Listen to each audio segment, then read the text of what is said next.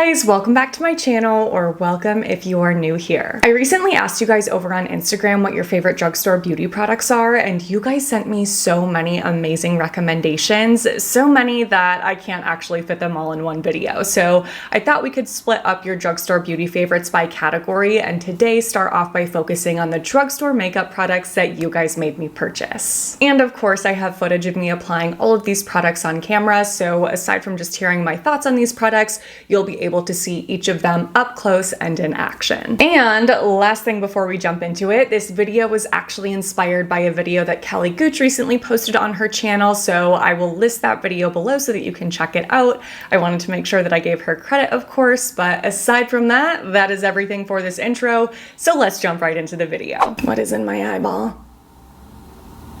No, what is that? All right, let's start off with foundation first. This is a foundation that I've been curious about for a while because I feel like at this point, this went viral like maybe a year and a half ago, which is a long time in the makeup world. And when it went viral, I was like, oh, that looks really nice, but I don't need another foundation. I have so many that I love.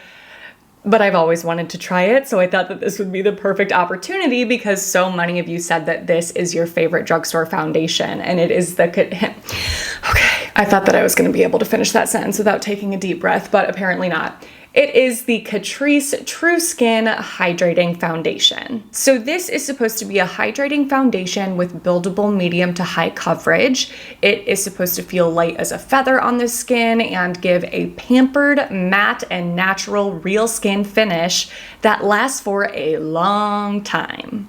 That was a lot. This actually ended up having more coverage than I was anticipating. I know that they say you can build it up to high coverage, but it also says it's buildable and you can get medium coverage with it.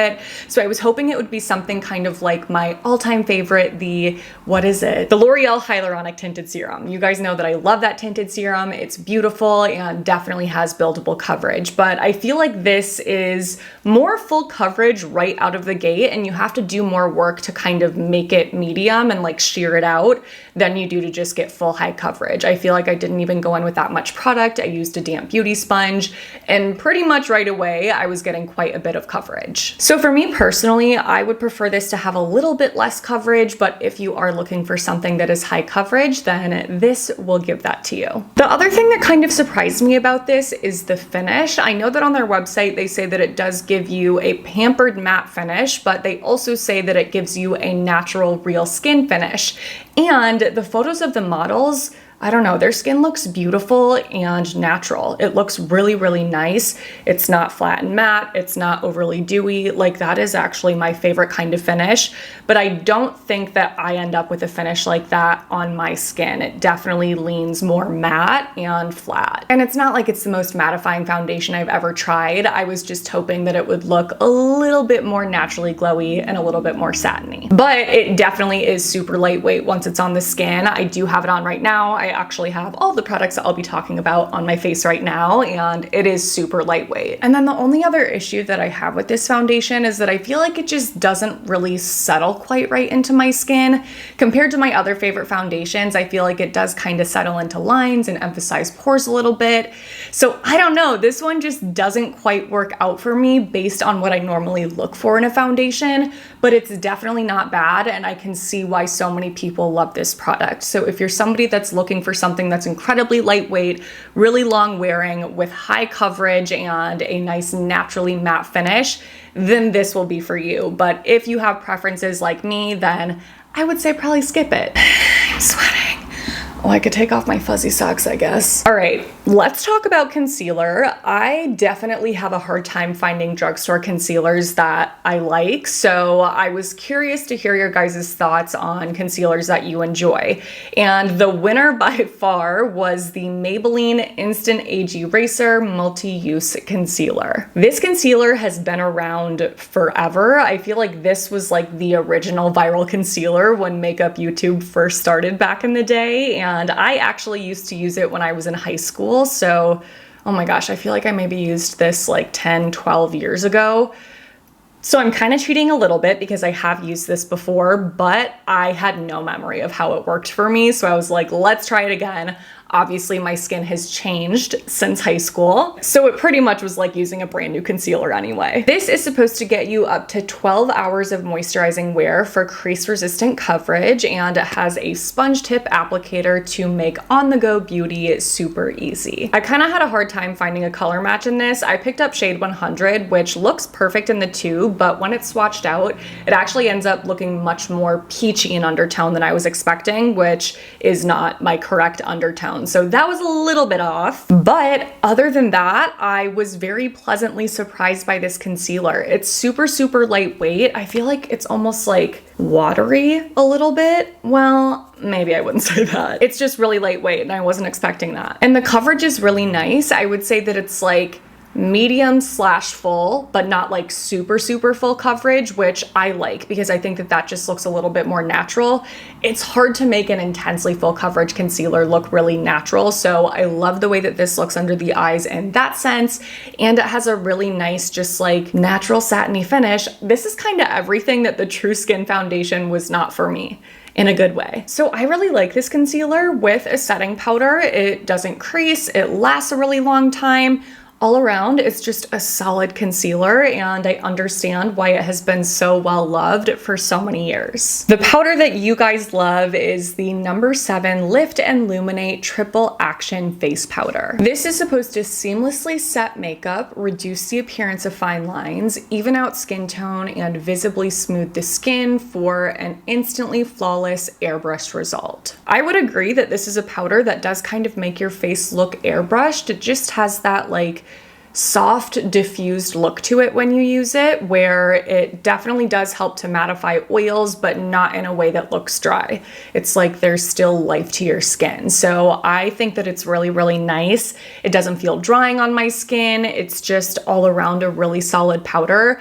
But the shade range is terrible. They only have 4 shades, and the darkest of the 4 is called Deep, but that's not deep. That's like tan. So they definitely need more shades, but it is super, super light in terms of color coverage. They're actually calling this a translucent finishing powder. I wouldn't say it's completely translucent, but if you just use a little bit of product and you're not like packing it on, it's pretty much translucent. The bronzer that you guys recommended is the Physicians Formula Matte Butter Bronzer. I used to be a big fan of the original butter bronzer from Physicians Formula, but it's been several years since I used that, so I was excited to try this one out since it is a little bit different. It smells so good.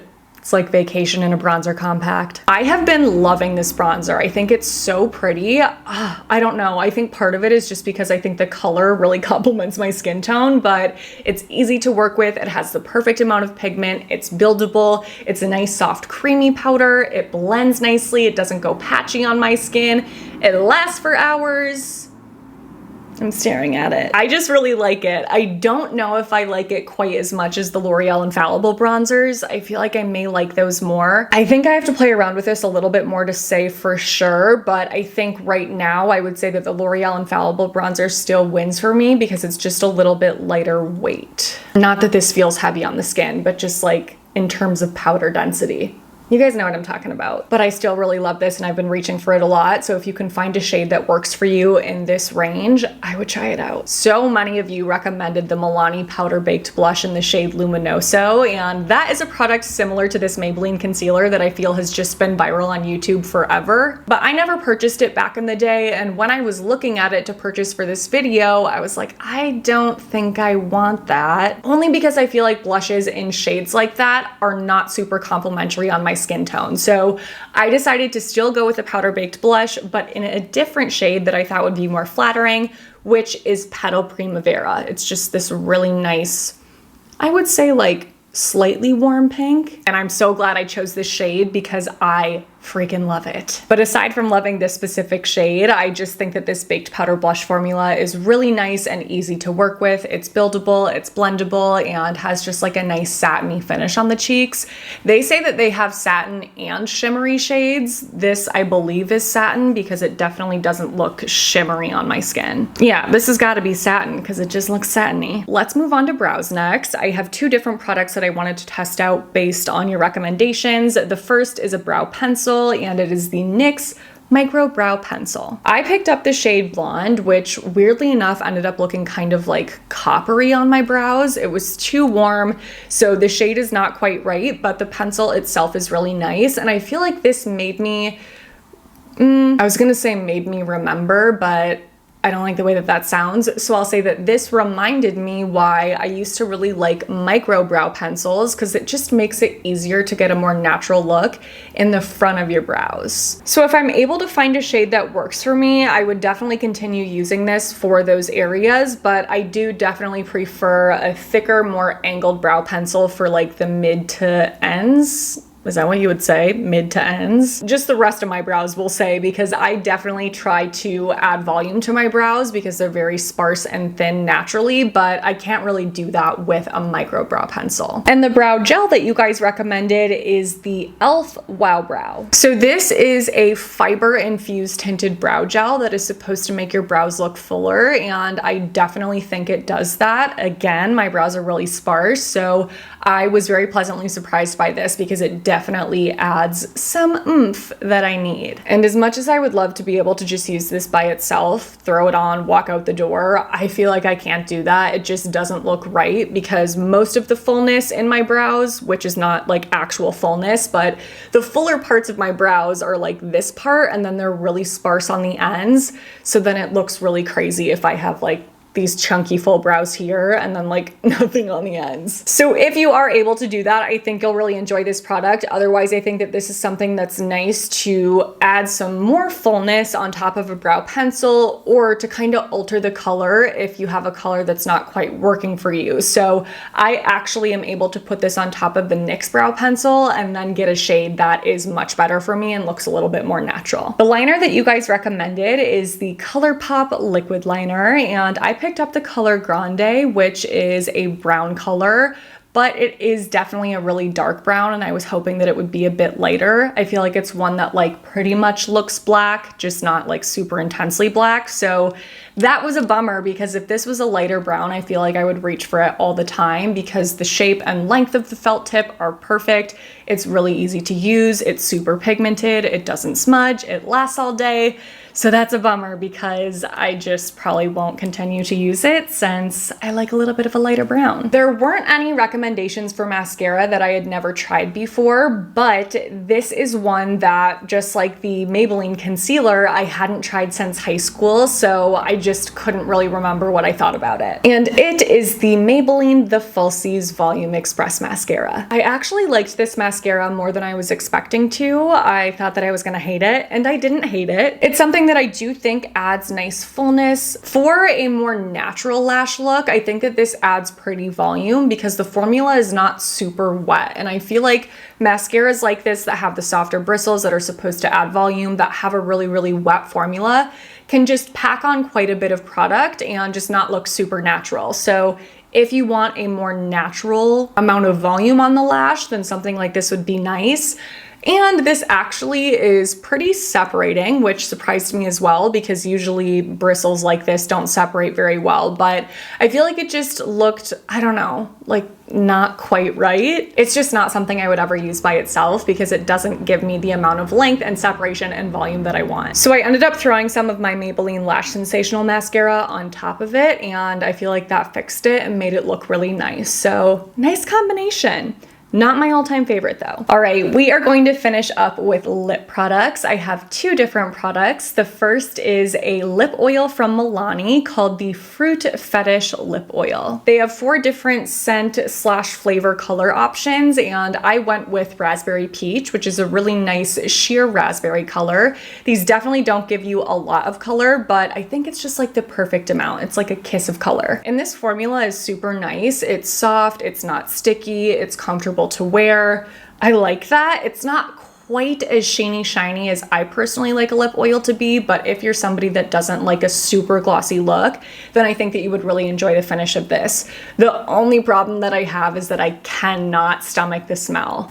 Oh my gosh, it's just so artificially sweet, and it's something that lingers and that you continue to smell. At least I do while it's on the lips. I had to actually wipe it off because I was like, I can't do it. It's grossing me out so much. So if you're not super into artificially sweet scents, then this product might be a pass for you. But if you like stuff like that, then I think that you'll really like it. And last is a lip gloss. No surprise, basically all of you said that the Maybelline Lifter Gloss is your favorite lip gloss from the Drugstore, and I have tried this product before, but only in the really like light frosty, what would I call that? Like whitish sheer sparkly shade, I guess I would say. It's like the frosty sparkly one that doesn't add color. So I thought that I would try one that has color and pigment. So I picked up the shade Silk. And oh my gosh, this is beautiful. You can actually get so much pigment out of this if you want to. Like, you can make this look like a full coverage lipstick, which I think is really impressive. I don't love that look for a lip gloss, so what I like to do with this is kind of just sheer it out a little bit, rub some off with my finger, and then even sometimes go in with like another sheer gloss on top of it to just like dilute it further. But when I wear it like that, I think that it's really nice, and I actually love this shade. It's like a slightly brown toned pink. And now I want more shades because these glosses are just great. They really are like the best at the drugstore. All right, you guys, those are all of the products that you recommended that I wanted to talk through today. So we are going to wrap up this video here. I really hope that you enjoyed it and had fun watching this. Let me know your thoughts in the comments below. Are any of these products your favorites? Are there other products that I didn't talk about that you think I need to try? Let me know, and let me know what other drugstore beauty products you love so that I can do more of these videos for different categories. Skincare, hair care, body care, you name it. Let me know what you love from the drugstore. And if you enjoyed the video, you know the drill. Please don't forget to give this a thumbs up, subscribe to my channel if you haven't already, click on that notification bell, and send my channel to a friend that you think would enjoy my content. Thank you so much for doing those things. Your support means the world. Thank you for watching my videos. I love the freaking heck out of you guys. Make sure to stay tuned for my next one because that will be up in a few days. But until then, I hope you have a great few days.